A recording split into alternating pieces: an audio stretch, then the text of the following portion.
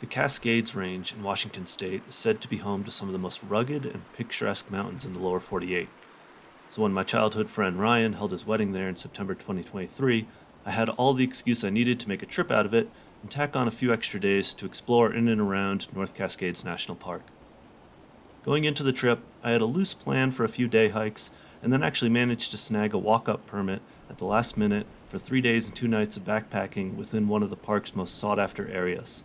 The summer had felt like it had really flown by, and as it was approaching its end, I was definitely ready to get out onto the trail and enjoy the week before the change of seasons.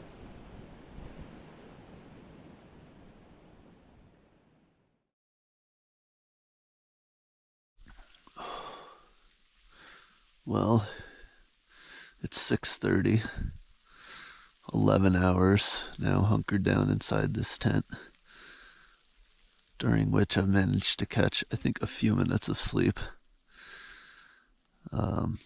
And most notably, it's definitely snowed more than a dusting. It's time, I think, to go out and have a look.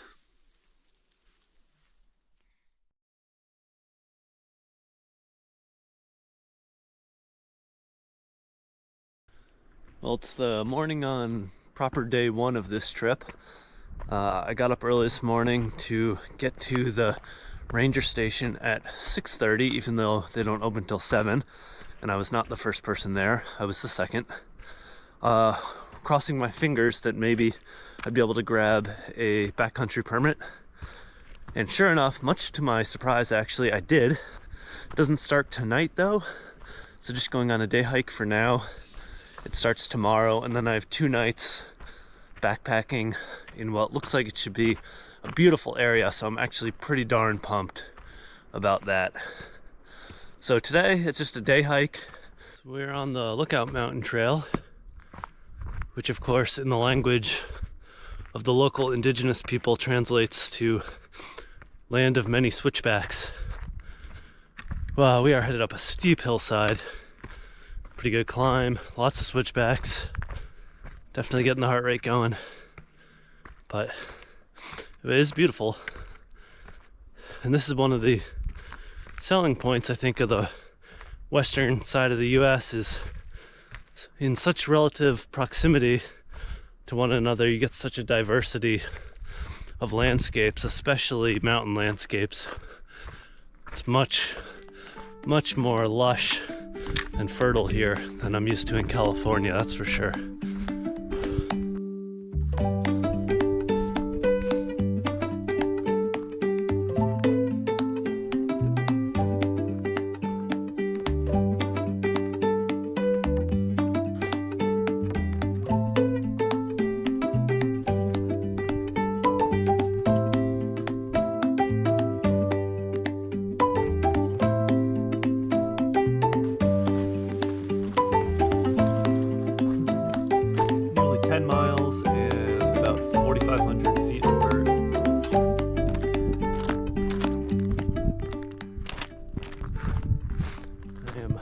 Approaching the top of Easy Pass,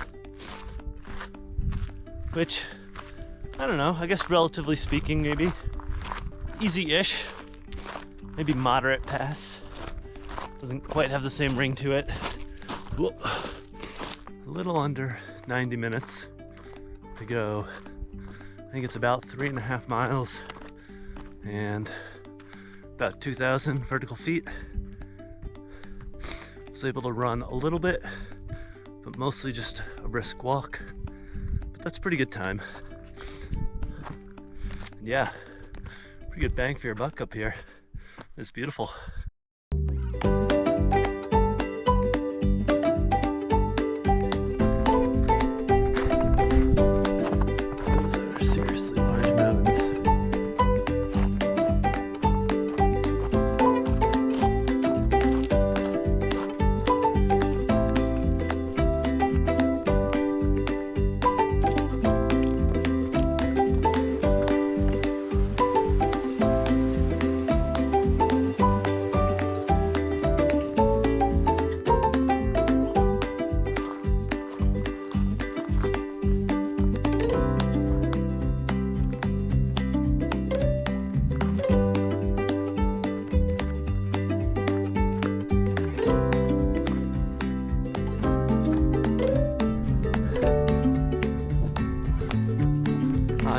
up in the soup. Just getting darker and darker the higher I go, despite the fact that it's about 8:30 in the morning.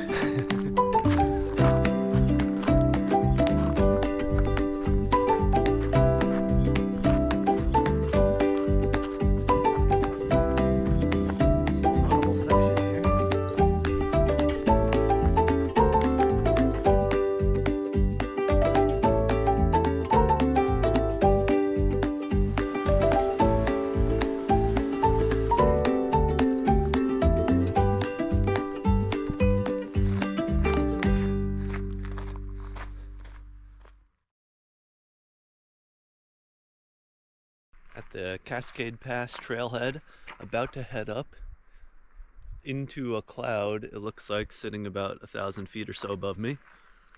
The forecast is actually that it improves, so hopefully by the time I get up to the pass, maybe it's clearing. Maybe that's wishful thinking. We'll see. I've been going for about an hour and a half, and I'm guessing at this point the majority of the way up the switchbacks here on the Cascade Pass Trail. Taking my time. I got all day, not very far to go, and it's hopefully gonna clear. We'll see. The more I wish for that, statistically the less likely it becomes. But we'll see. Otherwise, it's pretty good. It's a little brisk this morning, but not too bad, and it's been a nice hike and a cool view down into the valley here with the kind of low clouds and fog sort of rolling up out of it. So all in all, not a bad way to spend a Monday morning. Keep going.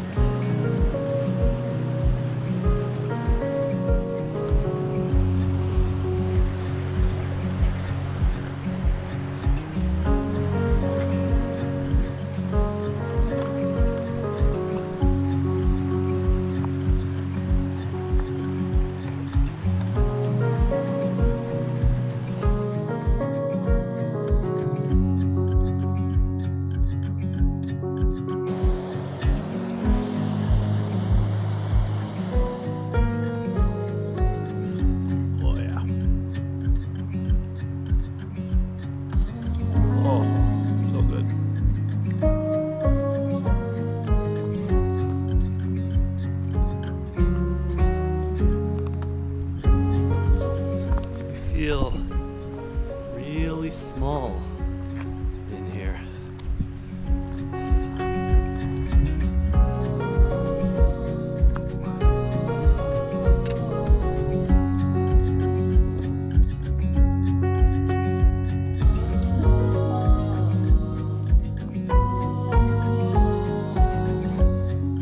Well, middle of day 2. Update, I'm at the Pelton Basin campground. That's Pelton Basin, not Peloton. I have not seen anyone here yet on an overpriced exercise bike. This is not where I camped last night, and it's not where I'm camping tonight. I'm just kind of chilling and hanging out for a bit. The reason being, I was headed up towards Cascade Pass, and then from there up to the higher Sahale Glacier campground. I am staying tonight, and just it's way too early, and I'm going too fast, and it looks raw and cold and windy and wet up there. So I'm thinking when I do go up there, I'm probably not gonna want to hang around for a long time, which is unfortunate because it really looks like when it is Bluebird, you do kind of want to just hang out there forever because the view looks incredible. I don't think today is going to be that day, unfortunately. So I'm hanging down here where it's a little bit warmer, more comfortable. I'll probably just make food here early, so when I go up later, it's just a matter of setting up tent and kind of hunkering down. So for now, just kind of chilling. Yeah.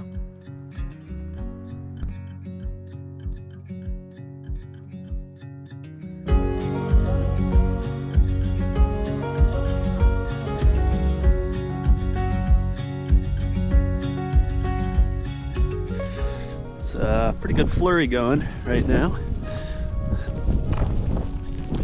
We're gonna definitely be putting this gear to the test a little bit. That's a 3-season tent for those of you taking notes. Definitely not a 4-season, and definitely not a mountaineering tent. Quick calendar check. It is September 19th. That's September. It's better than rain. This is substantially better than rain. Definitely not quite what I was expecting on this trip. With the forecast of a flurry, the half a foot of snow that fell overnight certainly caught me and my sneakers by surprise. Oh God. I teamed up with 4 girls, the only other group that made the same questionable decision to sleep high up on the mountain that night, to navigate the precarious talus field as we slipped and stumbled our way down the ridge the next morning. You okay, Paula? I am. Ah! But as the clouds slowly broke, we were treated to an incredible otherworldly backdrop and a few precious moments in the mountains that I don't think any of us will soon forget.